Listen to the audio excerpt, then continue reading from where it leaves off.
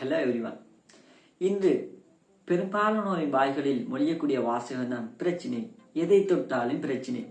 உதாரணத்துக்கு மாணவனை எடுத்து பார்ப்போமானால் படிப்பில் பிரச்சினை, படித்து முடித்தவர்கள் எடுத்து பார்ப்போமானால் தொழில் இல்லை என பிரச்சினை, தொழிலுக்கு செல்பவர்கள் எடுத்து பார்ப்போமானால் தொழில் செய்யும் இடத்தில் பிரச்சினை, திருமணமானவர்கள் எடுத்து பார்ப்போமானால் திருமண வாழ்க்கையில் பிரச்சினை, திருமணமாகாதவரை எடுத்து பார்ப்போமானால் திருமணமாகவில்லை என பிரச்சினை. இவ்வாறு மனித வாழ்க்கையில் பிரச்சினை என்பது ஒரு மனித வாழ்க்கையின் ஒரு அங்கமாகத்தான் இருந்து கொண்டிருக்கின்றது. இந்த பிரச்சனை முடிந்தால் என வாழ்க்கை நன்றாக அமையும், சீராக அமையும் எண்ணி அடுத்த கட்டத்தில் அடுத்த பிரச்சினை. இவ்வாறு இதனை பற்றி ஒரு முறை ஆல்பர்ட் ஐன்ஸ்டீனிடம் வாழ்க்கையின் இக்கட்டான சூழ்நிலைகள், வாழ்க்கையில் வரக்கூடிய பிரச்சினைகளை பற்றி வினவப்பட்டது.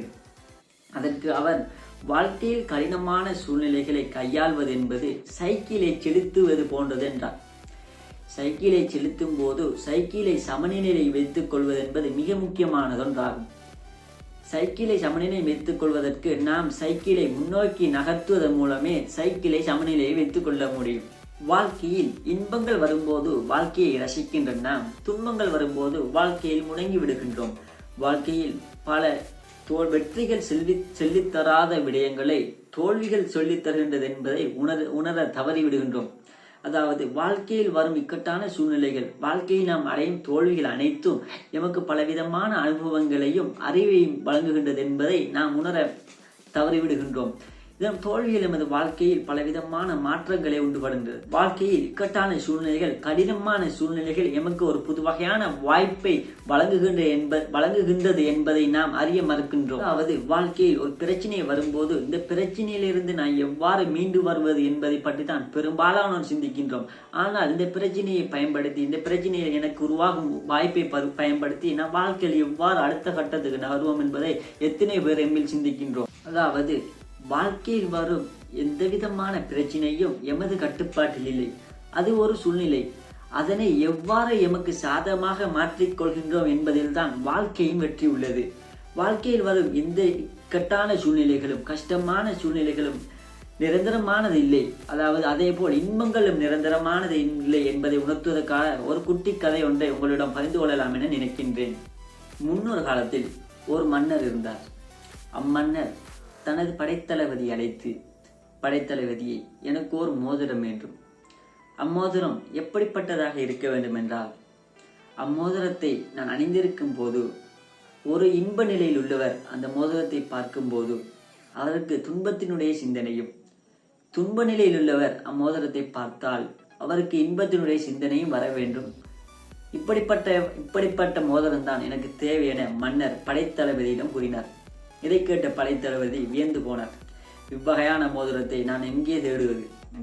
சரி, மன்னர் கூறுகின்றார் என்று மன்னரிடம் 6 மாத காலங்கள் அவகாசம் கேட்டார். அவகாசம் கேட்டுவிட்டு தனது நாட்டில் உள்ள அனைத்து நகைக்கடைகளிலும் இவ்வாறான மோதிரத்தை தேடுகின்றார். எந்த ஒரு நகைக்கடையிலும் இவ்வாறான மோதிரம் அவருக்கு கிடைக்கவில்லை. சரி, அயல் நாட்டிற்கு சென்று மோதிரத்தை தேடுகின்றார். அயல் நாட்டில் ஒரு பழமையான கடைக்கு சென்று இவ்வகையான சிறப்பில் மோதிரத்தை கேட்கும் போது அந்த கடைக்காரர் ஒரு வாசகம் எழுதப்பட்ட மோதிரத்தை இவருக்கு வழங்கினார். இந்த வாங்கி கொண்ட படைத்தளபதி தனது நாட்டுக்கு வந்து தனது மன்னரிடம் அதனை ஒப்படைத்தார். அதனை பார்த்ததும், அந்த மோதிரத்தை பார்த்ததும் அதில் எழுதப்பட்டுள்ள வாசகத்தை கண்டு அம்மன்னர் வியப்பில் ஆழ்ந்தார். அதில் எழுதப்பட்டுள்ள வாசகம்தான், இதுவும் கடந்து போகும். அதாவது வாழ்க்கையில் எதுவுமே நிரந்தரம் இல்லை. இன்பத்தில் உள்ளவன் ஒரு கட்டத்தில் துன்பத்தில் உள்ளவனாகவும் மாறலாம். இப்போது துன்பத்தில் கஷ்டமான சூழ்நிலையில் உள்ளவன் வாழ்க்கையில் அடுத்த கட்டத்தில் இன்பத்தில் உள்ளவனாக மாறலாம் என்பதுதான் அந்த வாசகத்தினுடைய கருத்தாக அமைந்தது. இதிலிருந்து நாம் பெறக்கூடிய படிப்பினை தான், வாழ்க்கையில வருகின்ற இக்கட்டான சூழ்நிலைகள், கஷ்டங்களை கண்டு நம்ம முடங்கி விடாம அந்த கஷ்டங்களை, தடைகளை ஏறி மிதிச்சுட்டு நம்ம வாழ்க்கையில சொல்லுவோமான நிச்சயமாக ஒரு நாள் வாழ்க்கையை நாம விரும்பிய மாதிரி நம்ம வாழ்க்கையை மாறும் என்பதில் எவ்விதமான சந்தேகமே இல்லை.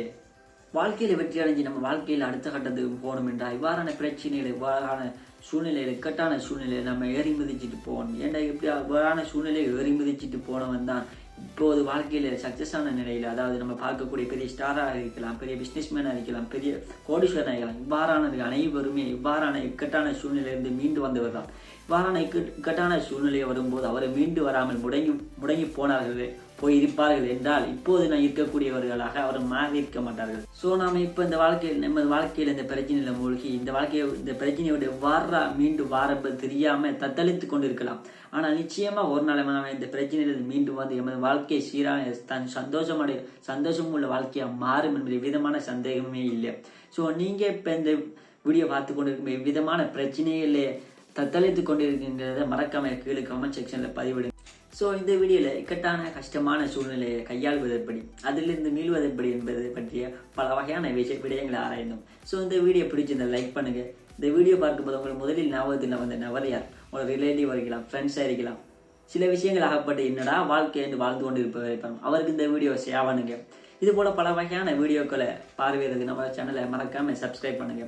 அடுத்த வீடியோவில் பார்க்கலாம். பாய் பாய்.